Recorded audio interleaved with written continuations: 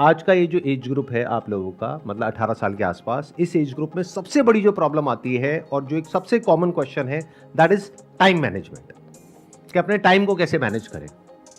तो कोई आप में से बताना चाहेगा कि ये टाइम मैनेजमेंट में प्रॉब्लम क्यों आती है? पहले ये बताओ कितनों को ये प्रॉब्लम है टाइम मैनेजमेंट की? तो कोई एक्सप्लेन करना चाहेगा कि एग्जैक्टली क्या प्रॉब्लम आ रही है टाइम मैनेजमेंट की? हमारे पास क्लियर गोल्स नहीं होते, हर दिन का क्लियर टारगेट नहीं होता कि हमें करना क्या है। तो सर उस वजह से हम क्लियर टाइम मैनेजमेंट नहीं कर पाते और इधर उधर की चीज़ों में डिस्ट्रैक्ट होकर रह जाते हैं। अगर मान लो आपके पास में क्लियर गोल भी है, क्लियर टारगेट भी है, और अगर आपने अपने पूरा शेड्यूल भी बना लिया है कि मेरे को अपने टाइम को इस तरीके से मैनेज करना है, इतने बजे उठना है, इतने बजे ये करना है, इतने बजे वो करना है, व्हाटएवर, ऐसा आप सबने कभी ना कभी ट्राई जरूर किया होगा। या जो टाइम मैनेजमेंट के ऊपर कोर्सेज है उसमें भी यही सिखाते हैं कि अपने टाइम को इस तरीके से आप डिवाइड कर दीजिए, ये करिए, वो करिए, इस तरीके से आप मैनेज करिए। क्या वो एक्चुअल में काम करता है? Sir it works to some extent. मतलब सर वो एक दिन काम करेगा, 2 दिन काम करेगा, उसके बाद हम वापस अपनी डेली लाइफ में आ जाते हैं, क्योंकि सर हम थोड़े से लेजी हैं। थोड़े से लेजी है, सब बहुत लेजी है, बहुत लेजी है, जिस वजह से वो नहीं हो पाता। और आप कह रहे हो थोड़ा सा काम करता है, इन अदर वर्ड्स वो काम नहीं करता है, क्योंकि अगर 1-2 दिन काम करता है तो उससे कुछ होने वाला नहीं है। अगर आपने अपने 1-2 दिन टाइम को मैनेज कर भी लिया तो उससे कोई लाइफ आपकी चेंज नहीं हो जाएगी। आपको सोल्यूशन ये चाहिए कि किस तरीके से परमानेंटली अपने टाइम को आप मैनेज कर पाए, राइट? Yes sir. हम सबके माइंड में क्या बैठा हुआ है, या फिर क्या हमको सिखाया गया है स्कूल में, कॉलेज में, घर पे, या फिर और भी जो लोग टाइम मैनेजमेंट के ऊपर क्लासेस कंडक्ट कर रहे हैं या सिखा रहे हैं, कोर्सेज दे रहे हैं, या जो बुक्स हैं उसमें भी क्या कहा गया है कि आप अपने शेड्यूल को मैनेज करिए। ये बिल्कुल ऐसा हो गया कि एक बीमारी है, उसके सिम्टम्स को मैनेज करिए, जबकि कोई भी बीमारी है कैसे ठीक होती है? उसके सिम्टम्स को मैनेज करके या बीमारी के कॉज को मैनेज करके।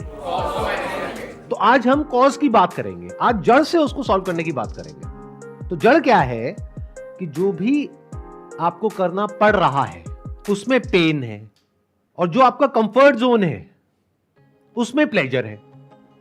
तो हम क्या कोशिश करते हैं, इसको छोड़ा जाए और इसको किया जाए। कितने लोग रिलेट कर पा रहे हैं मेरे से? सब कर पा रहे हैं।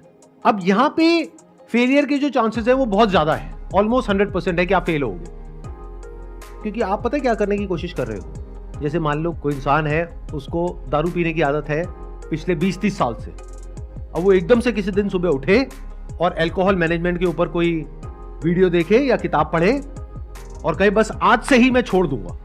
वो कितने टाइम तक कर पाएगा? 1 दिन, 2 दिन, 3 दिन, उसके बाद में क्या होगा? वो और ज्यादा बुरी तरीके से टूट करके पड़ेगा अल्कोहल के ऊपर। फिर जब ये चीज 2 या 3 बार या 5 बार हो जाएगी तो उस इंसान का कॉन्फिडेंस ही खत्म हो जाएगा और वो दोबारा ही करने की कोशिश भी नहीं करेगा। ऐसा भी होता है आप लोगों के साथ में कि मतलब एक बार टाइम मैनेज करने की कोशिश करी, 2 बार करी, 4 बार करी, उसके बाद में एक ऐसी स्टेज आ गई जब अपने ऊपर से कॉन्फिडेंस ही खत्म हो गया। फिर आप कैसे एक्ट करते हो?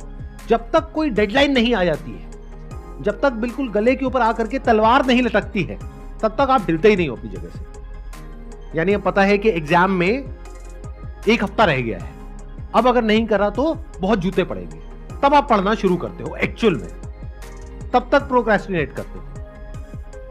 ठीक कह रहा हूं, गलत कह रहा हूं? सब रिलेट कर पा रहे हैं? अब इसका सॉल्यूशन क्या है? सोचो, दिमाग लगाओ कि हम अपने टाइम को मैनेज करने की कोशिश कर रहे हैं, शेड्यूलिंग कर रहे हैं, वो सब कर रहे हैं, लेकिन फंडामेंटली जो प्रॉब्लम है वो वहीं की वहीं है।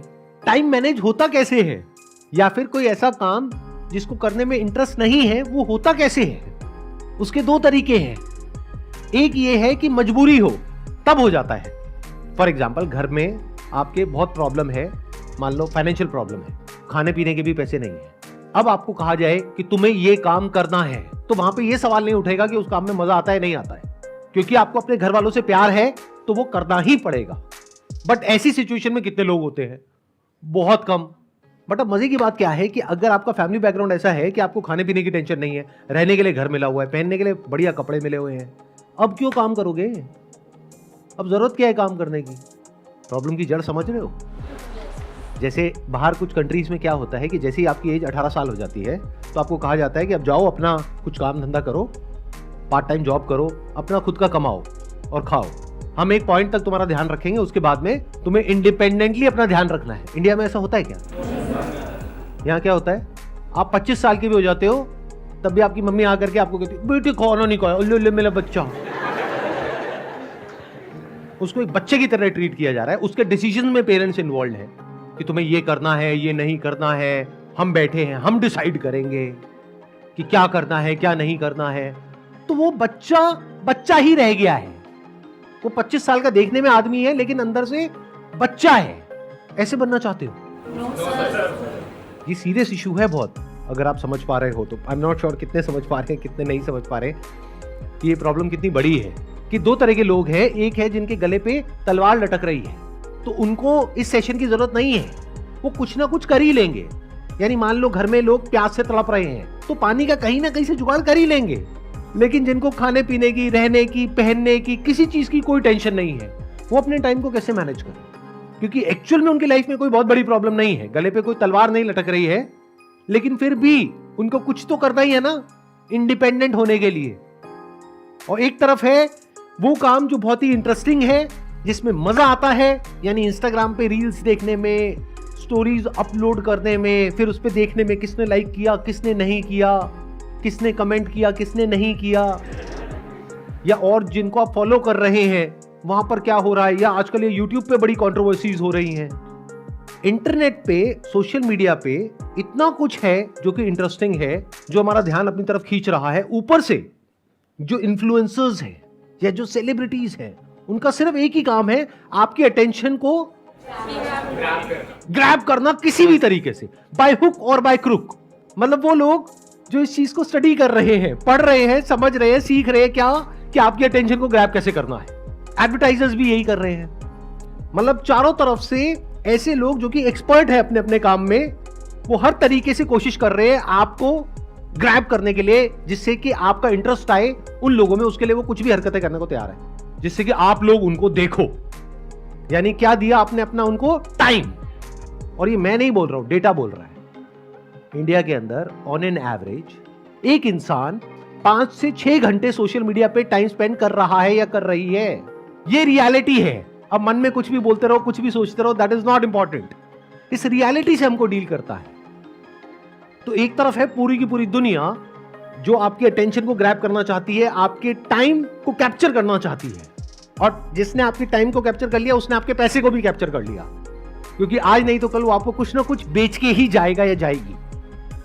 वो आपको पता भी नहीं लगेगा, चाहे आप उसको अफोर्ड कर सकते हो या नहीं कर सकते। आप एक ब्लाइंड फॉलोअर की तरह सिर्फ उस इंसान को फॉलो करोगे और जो वो कहेगा करने के लिए वो जा करके करने लग जाओगे, उसके लिए औरों से लड़ने लग जाओगे। The height of foolishness. ऐसा हो रहा है नहीं हो रहा है? मतलब बिल्कुल ऐसे देख लो कि आप एक वॉर हो रही है जहां पे अकेले आप खड़े हो और आपके चारों तरफ लाखों करोड़ों लोग हैं जो आपसे लड़ रहे हैं आपके टाइम के लिए। आप अपने टाइम को बचाने की कोशिश कर रहे हो और आपको लग रहा है कि मैं उन लाखों लोगों से जीत जाऊंगा। यानी सोशल मीडिया कंपनीज जिसके पीछे एक ऐसा एल्गोरिथम काम कर रहा है जो डिजाइन्ड है आपकी अटेंशन को ग्रैब करने के लिए। इन्फ्लुएंसर्स जिसका एक ही टारगेट है आपकी अटेंशन को ग्रैब करना। टेलीविजन जिसका एक ही टारगेट है आपकी अटेंशन को ग्रैब करना। मूवीज और पता नहीं क्या क्या, कितने तरह के एंटरटेनमेंट, कितने तरह के प्लेजर्स जिसका एक ही टारगेट है आपको किसी तरीके से ग्रैब करना। तो ये छोटी प्रॉब्लम नहीं है। अगर इस प्रॉब्लम को आप समझ जाओगे तो ये पहला स्टेप है इस प्रॉब्लम को सोल्यूशन निकालने के लिए। अगर समझा ही नहीं मेरी बातों को, जैसे आप में से मान लेते हैं आधे से ज्यादा लोगों को समझ ही नहीं आ रहा मैं बोल क्या रहा हूं, उनके ऊपर से जा रही है, तो वो पता है कैसे हैं? वो पपेट्स हैं। उनका अपनी लाइफ के ऊपर कोई कंट्रोल नहीं है। वो जिंदगी भर ऐसे जिएंगे कि कहीं कोई और होगा जो बैठ करके उनको कठपुतली की तरह नचाता रहेगा और उनको पता भी नहीं होगा। अगर इस प्रॉब्लम को आपने देख लिया है कि ये प्रॉब्लम कितनी बड़ी है, तो this is the first step to finding the solution to this particular problem. मतलब हो क्या रहा है, आप लोगों के माइंड को ऐसा बना दिया गया है, इसको मैं बोल सकता हूं रील्स जनरेशन, शॉर्ट्स जनरेशन, कि आपको सब कुछ कुछ सेकंड्स में चाहिए। 20 सेकंड में, 30 सेकंड में, 1 मिनट में, उससे ज्यादा में बोर होने लग जाते हो। अभी जैसे यहां पे कुछ लोग हैं जो अनकंफर्टेबल हो रहे हैं, उनकी बॉडी लैंग्वेज देखो। क्यों? क्योंकि आदत ही नहीं है। अटेंशन स्पैन ऑलमोस्ट 0 हुआ पड़ा है। डीपली किसी प्रॉब्लम को समझने की हमारे अंदर जो एक एबिलिटी होनी चाहिए, जिसको क्रिटिकल थिंकिंग बोलते हैं, वो 0 है। मतलब आप में और जानवरों में ऊपर ऊपर से देखने में फर्क है, बट डीप विद इन कोई फर्क नहीं है इन मेजॉरिटी ऑफ द केसेस। क्योंकि जानवर भी पेन और प्लेजर के अकॉर्डिंग एक्ट कर रहा है, आप भी ऐसे एक्ट कर रहे हो। बुरा तो नहीं लगती मेरी बातें सुनने में? मैं रियलिटी के बेसिस पे बातें कर रहा हूं। थोड़ी सी कड़वी लगेंगी लेकिन सुन लो, आपके भले के लिए ही है।